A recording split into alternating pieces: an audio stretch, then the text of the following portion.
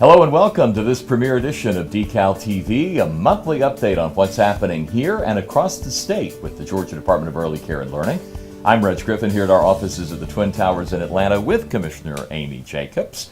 And Commissioner, the concept of Decal TV really came out of our all-employee meetings and your Commissioner's Corner. It did. I had an opportunity to meet with each of the Decal team members during my Commissioner's Corner, and we talked about two things: with how can we improve communication here at Decal, and how can we work together as a team better.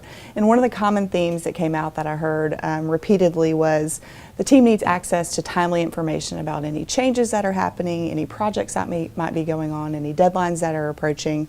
And so we thought about it and we thought, well, let's do a monthly update.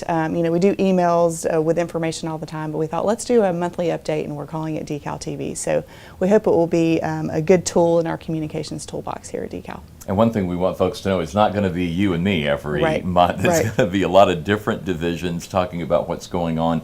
And if anyone has any ideas, we have set up an email box for you to write us, and we'll give you that email address at the end of this telecast. But we're excited about what's going to be happening with Decal TV. Also, the team talked about enhancements to Polar, and I know we're working on those. Right, absolutely. And Polar is also a great tool, and it has loads of information.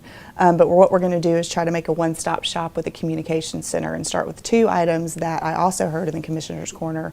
One is FAQs on all the programs and units and divisions within Decal with just general information. So if you need to get to it quickly because you need to try to answer a question maybe while you're out in the field or you get a phone call, you can do that. Another item that came up was consultants especially really wanted to know when other consultants were going to be in their programs so that they're just aware and can maybe answer any questions or just know that maybe your colleague was there the day before.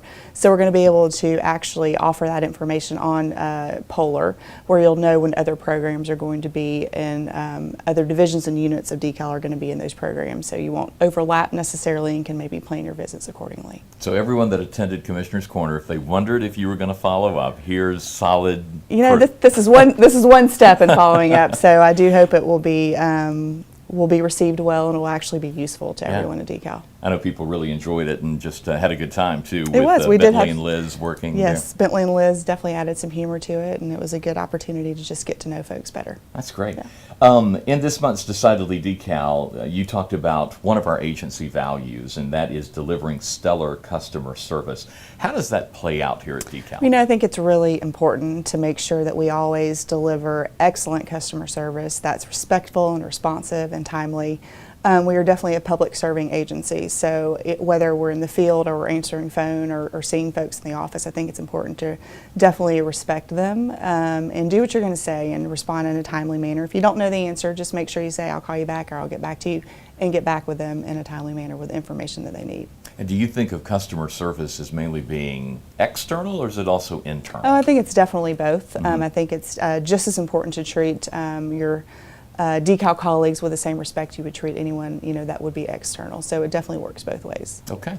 We're going to talk in a minute about the legislative session and what's going on over at the Capitol with Decal. First, we're going to take this short break, and we'll continue in just a moment here on Decal TV.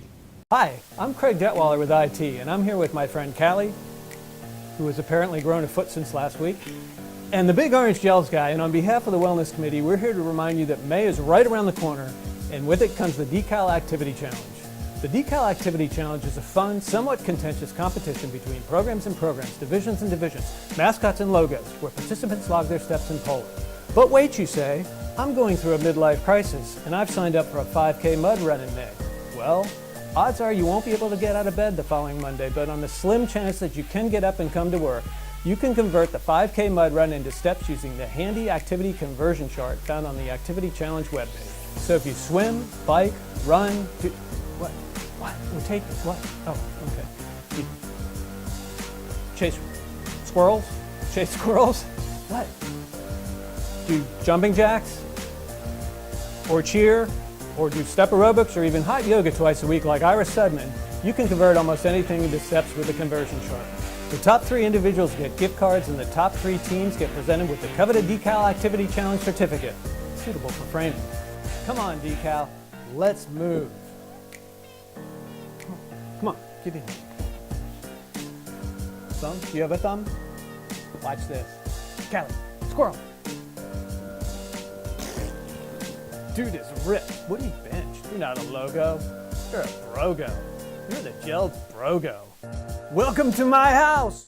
Welcome back to Decal TV. Commissioner, we're at day 37 in the Georgia legislative session as we tape today, and a lot of things going on over at the Gold Dome right across the street. Are there issues we're watching closely here at Decal this time? Absolutely. Of course, we're always focused on the budget, and that's actually the only thing constitutionally that the House and the Senate are required to do in their 40 days during the session. And we had some positive ads in our FY18 budget by the governor that have survived the House and survived the Senate, and now they're just working out all the differences in conference committee. One of those was an additional $5.5 million for tiered reimbursement for quality rated. And we also had some additional money for classroom grants, which will allow us to work with about 50 infant and toddler classrooms on early language and literacy through coaching and professional development. And then another addition to the budget that will impact Decal and the teachers that we work with on a daily basis is the Georgia Center for Early Language and Literacy, which will be located at Georgia College and State University. So that will be a resource for teachers of infants all the way through 5th grade on language and literacy and how to teach that. And will also be a research arm so we can know the best practices in our teaching. So that'll be a great resource for teachers, infant and toddler teachers that we have never had before. Also, we have a piece of agency legislation, which is House Bill 463, which has passed out of the House, and we hope for it to pass out of the Senate today, and it actually creates a Decal Foundation. And that will allow us to raise private dollars to do some things that we may not be able to do with our federal and state dollars.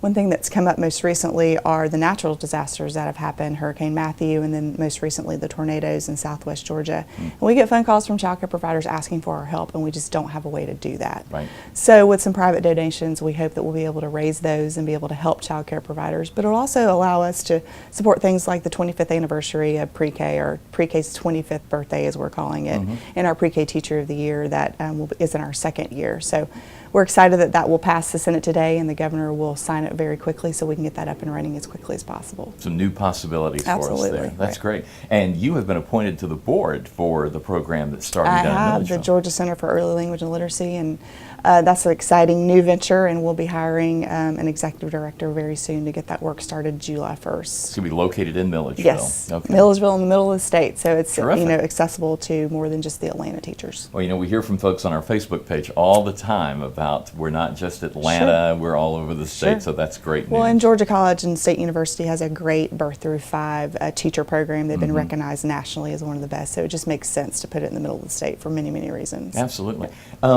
Folks may remember House Bill 494, and I think that deals with criminal record checks. What's the status on It does. It is an update to our criminal records checks that we passed several years ago. With some of the federal requirements, we need to make changes to our state laws. So it has been introduced. It is on hold for now while we work through and make sure we perfect the bill.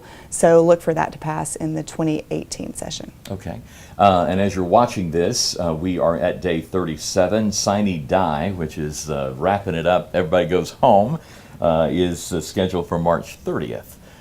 Sometimes that can vary, and sometimes it's a very interesting day, right? It Yes. goes all the way to midnight and maybe a little past. Absolutely. But, It's a long day. yeah, we'll be seeing what happens with that and keeping you up to date on any of the changes that are happening there. I think we've covered everything. Anything else you'd like to tell our viewers today? No, we hope this has been useful to you, and Reg will give you an email address for you to give us your feedback at the end of our first edition of Decal TV. Right. All right. Well, thanks for being with us today as our very first guest on Decal TV. And again, every month, folks will have updates. In other Decal news this month, the 2017-2018 pre-K application will be posted on the Decal website March 27th. All applications are due by close of business on April 21st.